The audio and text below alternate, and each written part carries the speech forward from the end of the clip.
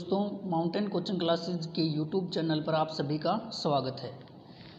आज से हम हरियाणा जीके के टॉपिक वाइज जो क्वेश्चन बैंक है उनकी स्टार्टिंग शुरू कर रहे हैं और जो भी टॉपिक है उसके जितने भी महत्वपूर्ण क्वेश्चन बनेंगे उन सभी को हम यहाँ पे पढ़ेंगे कि लॉकडाउन की वजह से ना सेंटर तो क्या पता आगे भी कितने दिन बंद रहे, उसके कारण जो रहेगा, इसलिए जो भी आपसे हमसे बन पड़ेगा वो आपके लिए हम कर रहे हैं। यहाँ पे अच्छी क्वेश्चन बैंक की सीरीज हमें यहाँ पे बनाई है और आज जो अपना पहला टॉपिक हम लेके आए हैं उस टॉपिक का नाम है अफवाह तंत्र। यानी हरियाणा का जो अफवाह तंत्र कितने भागों में बांटा गया है। तो यहाँ पे बात कर रहे हैं हम अफवाह तंत्र की। तो अफवाह तंत्र का मतलब क्या है, जो नदी तंत्र है ना, हरियाणा का नदी तंत्र है वो कितने भागों में बटा हुआ है। तो हरियाणा का जो नदी तंत्र है वो कितने भागों में बटा हुआ है भाई? 2 भागों में। अब ये 2 भाग कौन कौन से हैं? ये 2 भाग हैं, एक तो है अपना उत्तरी अफवाह तंत्र और दूसरा कौन सा है अपना दक्षिणी अफवाह तंत्र। इन दोनों भागों के बाद उत्तरी अफवाह तंत्र और दक्षिणी अफवाह तंत्र हो गया। यहाँ पे जो उत्तरी अफवाह तंत्र है वो कहाँ से निकलते हैं? उत्तरी अफवाह तंत्र निकलता है अपना उत्तरी क्षेत्र यानी शिवालिक श्रेणियों से, और दक्षिणी अफवाह तंत्र यानी कि अरावली श्रेणियों से। जो सबसे प्राचीन भी हैं, भारतीय सबसे प्राचीन पर्वतमाला कौन सी है? अरावली है। तो हरियाणा को कितने अफवाह तंत्र में बांटा गया है? 2 में, एक उत्तरी अफवाह तंत्र और एक दक्षिणी अफवाह तंत्र। इसके बाद अगला जो क्वेश्चन है वो है अपना हरियाणा में प्रवाहित नदियों का जो वर्णन है वो कहाँ से मिलता है। तो इम्पोर्टेंट क्वेश्चन है, एचएसएससी के द्वारा ये बार बार ये क्वेश्चन रिपीट किया जाता है कि हरियाणा के नदियों का वर्णन कहाँ से मिलता है। तो इम्पोर्टेंट क्वेश्चन है, कहाँ से मिलता है भाई? वामन पुराण से। वामन पुराण से तो नदियों का वर्णन मिल गया। अब इसमें अन्य ऑप्शन है, मनुस्मृति है, भागवत पुराण है, गीता है। तो मनुस्मृति से कई बार क्वेश्चन ये आता है कि मनुस्मृति में अनुसार हरियाणा को प्राचीन समय में किस नाम से जानते थे। तो ये ब्रह्म की उत्तरवेदी या ब्रह्मवर्त, ये नाम जो है वो मनुस्मृति में हरियाणा का लिया गया है। भागवत पुराण की बात करें तो भागवत पुराण की 2 पांडुलिपियाँ अपने जो कुरुक्षेत्र यूनिवर्सिटी है, जो हरियाणा की पहली यूनिवर्सिटी भी है और हरियाणा की पहली A+ ग्रेड यूनिवर्सिटी भी है, वहाँ पे ये रखे गए हैं। इसके बाद गीता का जो ये गीता किसके द्वारा लिखी गई? गीता लिखी गई है महर्षि वेदव्यास के द्वारा। और कहाँ से लिखी गई है? ये अपने यहाँ पे लिखी गई सरस्वती नदी के किनारे से, महर्षि वेदव्यास। और उन्होंने किसकी रचना की थी? महाभारत की, जो क्या है सबसे बड़ा अपना मतलब विश्व का सबसे बड़ा ग्रंथ भी है। कौन सा है? महाभारत, जिसे जय संहिता के नाम से भी जानते हैं। अगला क्वेश्चन की बात करें हम, हरियाणा की एकमात्र नदी कौन सी है? 12मासी नदी कौन सी है? हरियाणा की एकमात्र 12मासी नदी। तो हरियाणा की एक 12मासी नदी कौन सी है? इंपॉर्टेंट, एकमात्र का जिक्र आया है तो एकमात्र का जिक्र कौन सी नदी है भाई? यमुना नदी है। यमुना नदी 12मासी नदी है, 12 के 12 महीने बहती है। यमुना नदी जो है वो हरियाणा में प्रवेश कहाँ से करती है? तो ये हरियाणा के अंदर प्रवेश करती है भाई कलेसर से। कहाँ से करती है? कलेसर से। कलेसर जो कहाँ पे पड़ता है? यमुनानगर के अंदर। कलेसर से ये हरियाणा की सीमा में क्या कर जाती है? प्रवेश कर जाती है। और कितनी हाइट से निकलती है? 6330 मीटर की हाइट से। कितनी हाइट से निकलती है? 6330 मीटर की हाइट से। और यमुनोत्री ग्लेशियर से निकलती है, जो हिमाचल प्रदेश के गढ़वाल जो हिमालय है ना, वहाँ से जो बंदरपुर चोटी है उसकी यमुनोत्री ग्लेशियर से ये निकलती है और ये हरियाणा की सीमा में कलेसर के पास से हरियाणा की सीमा में प्रवेश कर जाती है। और हरियाणा की सर्वप्रमुख नदी भी कौन सी है? यमुना है। और हरियाणा की सबसे लंबी नदी वो भी कौन सी है भाई? यमुना है। और इसकी जो लंबाई है वो कितनी है? 320 किलोमीटर है। कितनी लंबाई है? 320 किलोमीटर यमुना नदी की कुल लंबाई। कहाँ कहाँ पे बहती है ये? यमुनानगर, यहाँ पे यमुनानगर हो गया, पानीपत, सोनीपत, फरीदाबाद, पलवल, इन जिलों के अंदर, करनाल, इन जिलों के अंदर ये बहती है। कौन सी नदी है भाई? यमुना। और ये फिर बाद में जाकर के हसनपुर पलवल से हरियाणा की सीमा से क्या हो जाती है? बाहर हो जाती है। कौन सी नदी है? यमुना। बात यहाँ पे घग्गर की आई है। तो घग्गर को प्राचीन समय में किस नाम से जानते थे? हाकरा के नाम से। सरस्वती, ये हरियाणा की क्या है?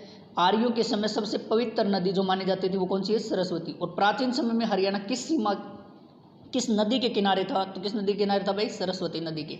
और वर्तमान में किस नदी के किनारे है? तो यमुना नदी के। हरियाणा वर्तमान में किस नदी के किनारे है? तो यमुना नदी के। मारकंडा जिसका प्राचीन नाम अरुणा था, ये भी कौन सी अफवाह तंत्र की है भाई? उत्तरी अफवाह तंत्र की ही नदी है। और यमुना भी कौन सी अफवाह तंत्र की है? उत्तरी अफवाह तंत्र की नदी है। यमुना का जो प्राचीन मतलब अन्य जो नाम है वो सूर्यपुत्री है, यम की बहन है, ये इसके क्या है? नाम है यमुना नदी की। तो हरियाणा की एकमात्र 12मासी नदी पूछे तो कौन सी है भाई? यमुना है। और सर्वप्रमुख नदी भी कौन सी है? यमुना है। इसके बाद अगले क्वेश्चन पे बढ़ते हैं हम। घग्गर का जो प्रवेश है वो हरियाणा की सीमा में कहाँ से होता है? घग्गर का प्रवेश हरियाणा की सीमा में कहाँ से होता है? तो घग्गर है वो हरियाणा की सीमा में कहाँ से प्रवेश कर जाती हैं? इंपॉर्टेंट क्वेश्चन है, बार बार HSSC पूछती है इसे। तो कालका, और ये कालका पड़ता किसमें है भाई? पंचकुला के अंदर। किसमें पड़ता है ये? पंचकुला में। कालका कहाँ पे पड़ता है? पंचकुला के अंदर। ये हरियाणा की सीमा में क्या कर जाती है? प्रवेश कर जाती है। घग्गर निकलती कहाँ से है? ये निकलती है डगसई की पहाड़ियों से। कहाँ से निकलती है? डगसई की पहाड़ियों से।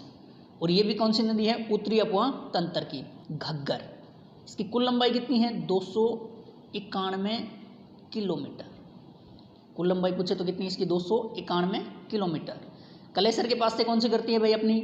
कलेसर के पास से कौन सी नदी कर जाती है अपनी? यमुना नदी। मुलाना के पास से आगे नदी का जो जिक्र आएगा वो है टांगरी। जो नदी है ना वो मुलाना के पास से मारकंडा नदी के अंदर क्या कर जाती है? मिल जाती है। आदि बद्री ये किससे जुड़ा हुआ है? ये अपना यहाँ से क्या प्राप्त हुआ है? आदि बद्री से सरस्वती नदी के साख से मिले हैं। तो घग्गर जो हरियाणा की सीमा में प्रवेश करती है वो कहाँ से करती है? कालका पंचकुला से। अब यहाँ पे बात करें जो घग्गर है ना वो बहती कहाँ कहाँ पे है? तो घग्गर कालका पंचकुला में प्रवेश करती है। पंचकुला हो गया, अम्बाला हो गया, सिरसा हो गया, कैथल हो गया, फतेहाबाद हो गया। इन जिलों के अंदर क्या होती है? ये प्रवाहित होती है। और सर्वप्रमुख नदी भी है। कौन सी नदी है अपनी? घग्गर। ये सर्वप्रमुख नदी क्यों है? क्योंकि ये मौसमी नदी है, हरियाणा की सबसे बड़ी मौसमी नदी। और एक बात और, घग्गर जो नदी है ना वो क्या है भाई? हरियाणा की एकमात्र, इसे क्या किया गया था? प्रदूषण मुक्त का लक्ष्य रखा गया था। किस नदी के लिए? घग्गर नदी के लिए प्रदूषण मुक्त का लक्ष्य रखा गया था। तो एकमात्र नदी 2016 में इसको रखा गया था। इसके बाद अगली जो नदी है, हरियाणा की एकमात्र नदी जिसमें सोना मिलता है। हरियाणा की एकमात्र नदी जिसमें सोना मिलता है। तो हरियाणा की एकमात्र नदी कौन सी जहाँ पे सोना मिलता है? तो वो कौन सी है भाई? मारकंडा नदी। कौन सी है अपनी? मारकंडा। मारकंडा नदी के अंदर क्या मिलता है? सोना मिलता है। और ये मारकंडा जो नदी है इसमें मिलता कहाँ पे है ये सोना? तो ये नारायणगढ़। और ये नारायणगढ़ पड़ता किसमें है भाई? तो ये नारायणगढ़ पड़ता है अम्बाला में। नारायणगढ़ कहाँ पे पड़ता है? अम्बाला के अंदर। वहाँ पे क्या मिलता है? इसके अंदर सोना मिलता है। मारकंडा नदी का जो उद्गम है वो कहाँ से होता है? तो ये धरतीधर श्रेणियों से, जो शिवालिक की धरतीधर श्रेणी है ना वहाँ से होता है। धरतीधर श्रेणियों से मारकंडा का क्या होता है? उद्गम। और मारकंडा जो नदी है इसका सहायक नदियाँ कौन सी हैं? तो इसकी सहायक नदी कौन सी हैं? टांगरी है, रन है, बेगना है, नकटी है। ये सारी की सारी मारकंडा की क्या है? सहायक नदियाँ। और प्राचीन नाम पूछे तो इसका क्या है भाई? अरुणा है। प्राचीन नाम क्या है? अरुणा। इसके बाद अगले, तो सोना कहाँ पे मिलता है? एकमात्र मारकंडा नदी के अंदर। इसे आगे क्वेश्चन करें हम, सरस्वती नदी का अंतिम खुदाई स्थल कौन सा है? अब यहाँ पे खुदाई स्थल की बात आई है तो सरस्वती का अंतिम खुदाई स्थल कौन सा है? तो अंतिम खुदाई स्थल तो कौन सा है भाई? बेगू है। और ये बेगू पड़ता किस में है? तो ये सिरसा में पड़ता है। ये बेगू जो गांव है ना ये किस में पड़ता है भाई? जिले में? तो सिरसा में। तो सरस्वती की जो साक्ष्य है ना उनकी खुदाई के लिए यहाँ पे ये कार्य चल रहा है। उसकी स्टार्टिंग जो है ना वो कहाँ से हुई थी? तो स्टार्टिंग हुई थी, शुरुआत भाई मुगलावली से। शुरुआत पूछे तो कहाँ से हुई थी? मुगलावली से। मुगलावली से इसकी क्या हुई थी? शुरुआत हुई थी। और मुगलावली को क्या अंतर्राष्ट्रीय धरोहर स्थल के रूप में क्या किया जाता है? हरियाणा सरकार के द्वारा विकसित किया जा रहा है। तो सरस्वती नदी, ये सरस्वती नगर, ये मुजफ्फराबाद जो था ना यमुनानगर का, उसका नाम रखा गया सरस्वती नगर। मुगलावली यहाँ से इसका पहला खुदाई स्थल है। और अंतिम खुदाई स्थल पूछे तो कौन सा है भाई? अपना बेगू है। आदि बद्री ये प्रमुख स्थान है ही भाई इसका। किससे जुड़ा हुआ है? ये अपने सरस्वती नदी से। प्राचीन समय में ये क्या था भाई? यहाँ से निकलती थी। अब अगली जो क्वेश्चन है वो है अपना, चेटांग नदी प्राचीन समय में कितनी लंबाई थी? तो वर्तमान में तो चेटांग नदी क्या है भाई? ये एक मतलब नाले के रूप में रह गई है। बरसाती नाले का निर्माण किया गया है। तो इसकी जो प्राचीन समय में जो लंबाई थी ना वो कितनी थी? 416 किलोमीटर। अब यहाँ पे जो चेटांग नदी है इसको प्राचीन समय में दृष्टवती के नाम से भी जानते थे। किस नदी थी? दृष्टवती।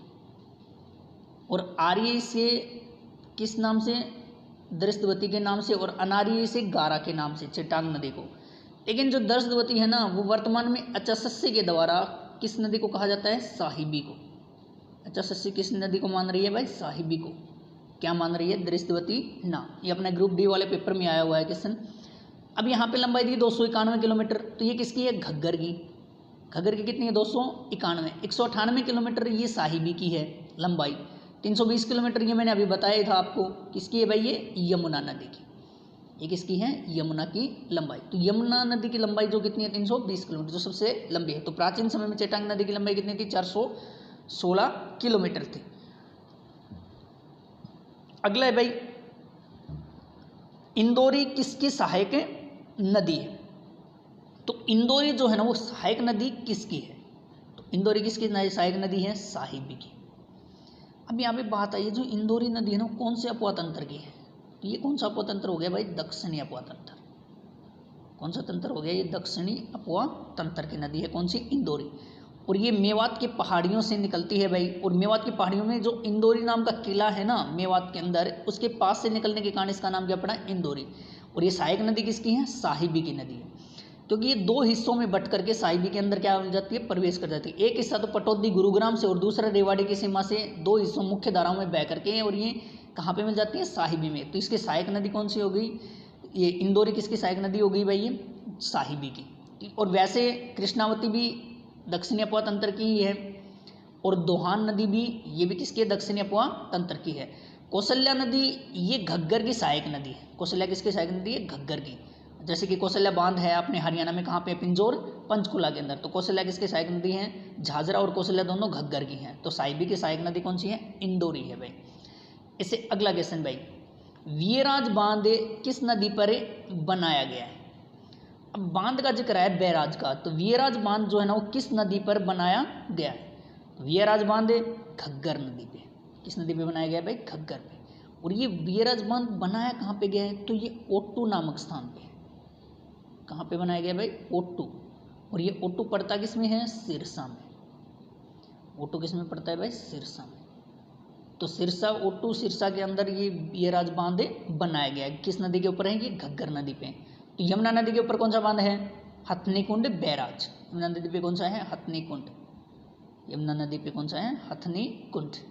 मारकंडा नदी पर कोई बांध नहीं है भाई। सरस्वती नदी के ऊपर भी कोई बांध नहीं है अपने हरियाणा के अंदर। तो यहाँ पे बात कर रहे हैं घग्गर नदी पे कौन सा बांध है भाई? वियराज बांध है। ये ओट्टू जो गांव है वहाँ पे है। और किस जगह पड़ता है? ये सिरसा जिले के अंदर पड़ता है। अब यहाँ पे घग्गर के वैसे और भी बांध हैं घग्गर नदी के ऊपर। कौन कौन से बांध हैं? कौशल्या बांध हो गया, डांगराना बांध हो गया, छमाला बांध हो गया, दीवान वाला बांध हो गया।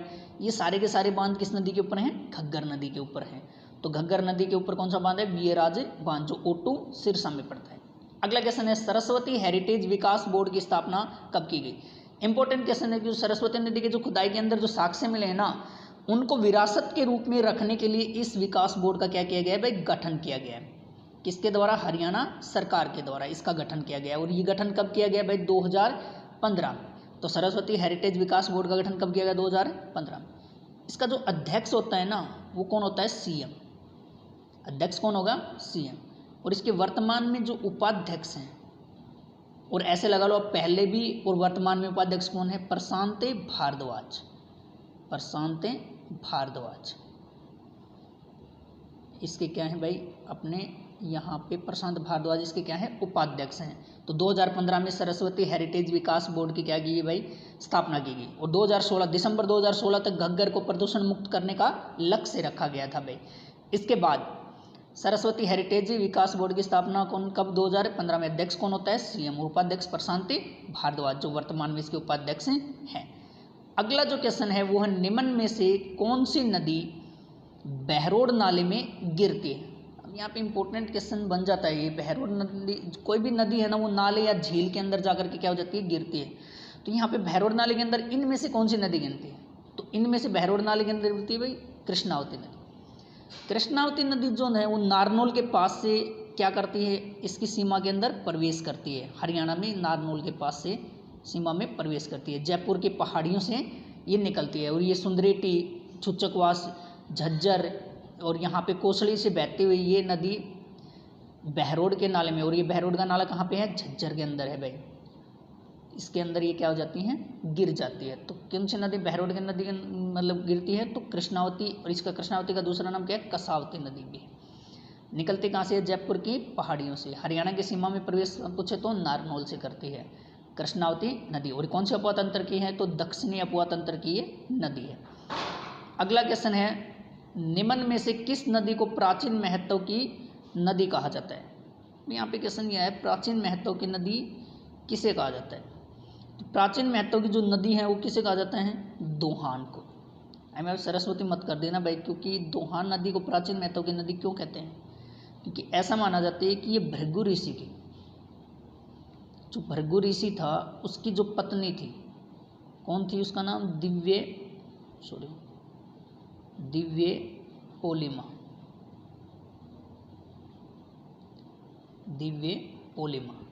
के नेत्रों से इसका क्या हुआ था? उद्गम हुआ था। इसलिए इसको क्या कहा जाता है? दोहान को क्या कहा जाता है? प्राचीन महत्व की नदी। और हरियाणा की सबसे लंबी सहायक नदी भी पूछे ना तो वो कौन सी है? दोहान है।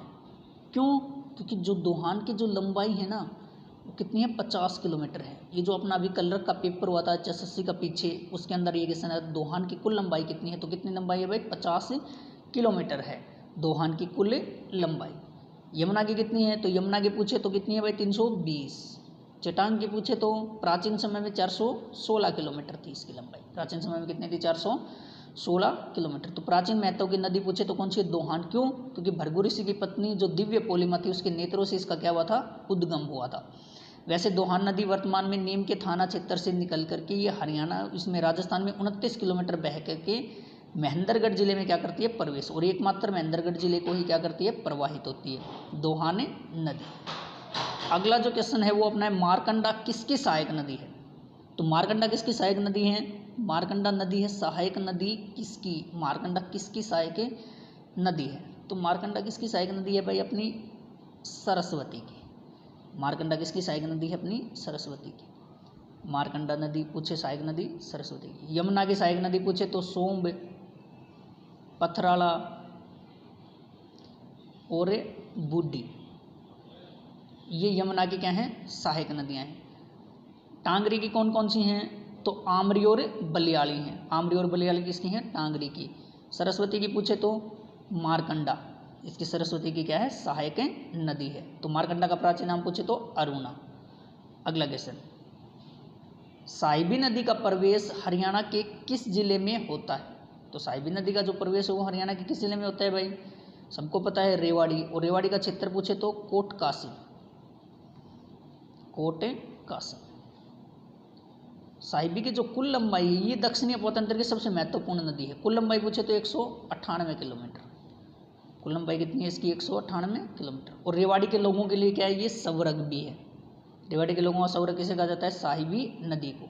रेवाड़ी के लोगों का स्वर्ग साहिबी नदी को क्या है? कहा जाता है। तो साहिबी की सहायक नदी पूछे तो इंदौरी है। और ये रेवाड़ी, महेंद्रगढ़ और गुरुग्राम इन जिलों के अंदर क्या होती हैं? प्रवाहित होती हैं। कौन सी नदी है भाई? साहिबी नदी। और ये नजफगढ़ नाले के अंदर जाकर के कुछ विद्वानों के मत के नजफगढ़ नाले में गिर जाते हैं। और साहिबी के ऊपर एक बांध है।